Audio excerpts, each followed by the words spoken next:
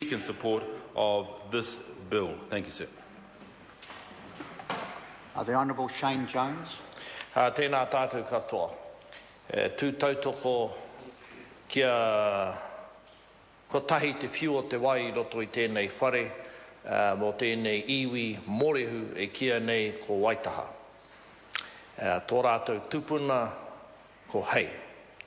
He matua no tama te kapua. Nāna te ki I te tainga mai o te waka o te arawa ki Aotearoa, ka pahure rātou I te wahaku I tauranga moana. Nāna te ki te papa e tahoto nei ko te takapū o taku tamaiti a Waitaha a hei. Nō reira I pūtake ai te ingoa o tēnei iwi, tātou e mōhio nei ko te tupuna nei a hei, tōna tikanga ko ona koiwi kei te tihi o moihau. He maunga e pōki ana e te kohu ki roto I te rohe o tikapa moana hauraki tainua ki whitianga. Nā reira tautoko I ngā mihi puta I tō tātou minita ki a rātou. Tō rātou tupuna ko taka kōpiri, toko rua wāna tama, ko kumara māua me te iwi koroke. Ngauri a kumara māua ka mōtia ki wainga tunu I te whare tātai o ngā tirangi nui me etahi ke atu. O tira ko ngā uri a te iwi koroke ka mau tunu ki tō rātou ingoa a tangata, a whakapapa, a iwi ko Waitaha. Nā ka heke ho ki te wai whakeke mai a tauiwi ki wainga tonu ki a tātou ki tēnā rohe o te ao Māori, ka tupu te raruraru, ka mura te riri. Tō rātou tūpuna hākaraia, he me huana ngā mihingare ki tēnā ingoa, ka tū ki te taha o te krauna. Pēnei tonu I te tū o tō mātou tūpuna tāmati wakanene ki roto o Ngāpuhi. Te take I tū pēnaka ai rātou, horakau e kite ana I roto I te aroha ki te krauna. Engari he rapu huarahi me pēhea rane ngā mate o mua e ngakia ai. Ko ia tō mātou tūpuna a wakanene I tū ai I te korenga ona I pai kia tō ai te hikaka nei a hone pokaia heke. Nā te mea ko te wahine a heke he kōtiro na hōngi hika. I te takoto tonu, I te mamaha tonu, ngā naue I e rā tūpuna, take tēnā o rātou I tū ai me te krauna. Nā reira tautoko I te āhuatanga o ngā mahi I oti, me te huarahi roro atu, kei te auraro o tēnei wāhi iwi a Waitaha, kia tino whakapūmau tia I nei pānga ko te whakawhiwhia ki a rātou. Aha koa iti nohio o rātou marae I te mutunga ki te whakapūmau tia tō rātou ingoa I roto I tēnei pire e ke raua ki te wā ka tū wā rātou tamariki wā rātou uri ki te parepare, ki te kaupare atu I ngā whakawhiunga mai te krauna, mai ngā kaunihera, mai te ao umanga, mai te aha. E whai pāngana tō rātou reo, o rātou wawata, ki te mata o te ture. E kore rawa atu, e tae te ki māmā nohio kia kaupare ngiai tō rātou tū me tō rātou rangatiratanga. Nā reira, koea tāku e tautoko ake nei. Sir, a few brief remarks and support what the Minister of Māori Affairs has said and the Minister of Treaty Settlements. Although I probably won't be as charitable to the Minister of Māori Affairs on matters related to Māori land, but more on that on another time. Now, sir, as is the case, treaty settlements provide an opportunity for little iwi like the one I come from, Ngai Takoto, the small dogfish of Rangaunu. It's not the size of the dog in the fight, it's the size of the fight in the dog.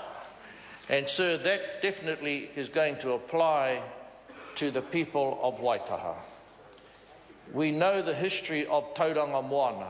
We know the connection with the Crown assaults at Gate Pa, etc.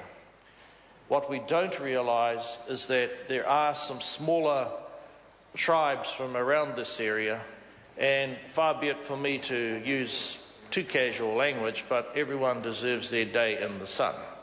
And their name goes right back to the arrival of the Arawa canoe, and they have shown a great deal of pragmatism to actually accommodate decisions that the Crown has made to suit neighbouring iwi. And I don't want to recite things that have been offered by MP Delahunty, because that would move from boredom to despair. But, sir, no one should take anything other than a staunch supportative role, and I have no truck whatsoever for the omissions we occasionally hear, unfortunately, from MP Matidia Tude on how things could have been better, would be better, if only she was in charge. These matters need broad support, sir, and the Minister, all of us have our imperfections, even if it does go to the type of hats we wear occasionally. But, sir, let's not allow the debate to suffer such a level of pettiness. So, sir, we stand in support, sir, this particular bill. We note that there are always going to be grizzles, but this is a small iwi with a very big task.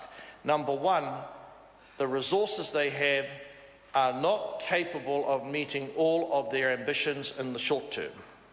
But the most important thing that this generation of parliamentarians is doing is embedding their name, their aspirations and their rights in the face and the body of the law.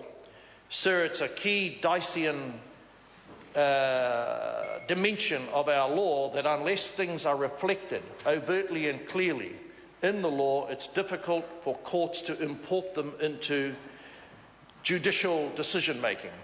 And whilst the resources may not be significant, who knows, in time, just because these people now have status. They had status of a customary nature and an ancestral nature, but the custom has now been imported into the law. And we should never overlook that, sir, because if I think back to the 1970s and the 1980s and the contortions that the Planning Tribunal and other judges of the High Court went through in order to import the treaty, and I think the term was an intrinsic device, and an extrinsic, or what words to that effect. Those days are gone now, at least in matters of statutory environmental management, landscape management.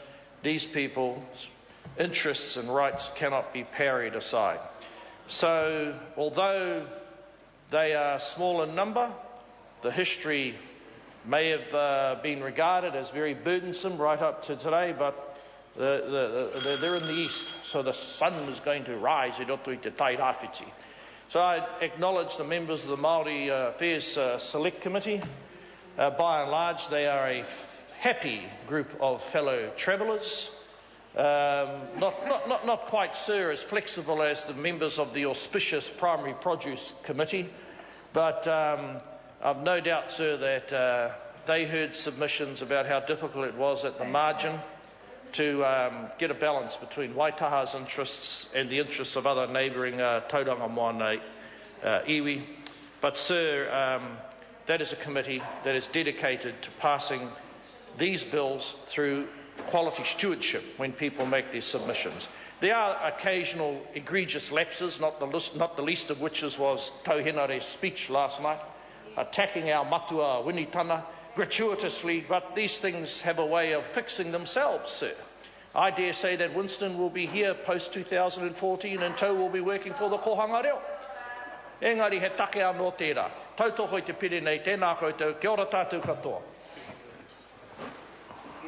I call the Honourable Member Nikki Wagner.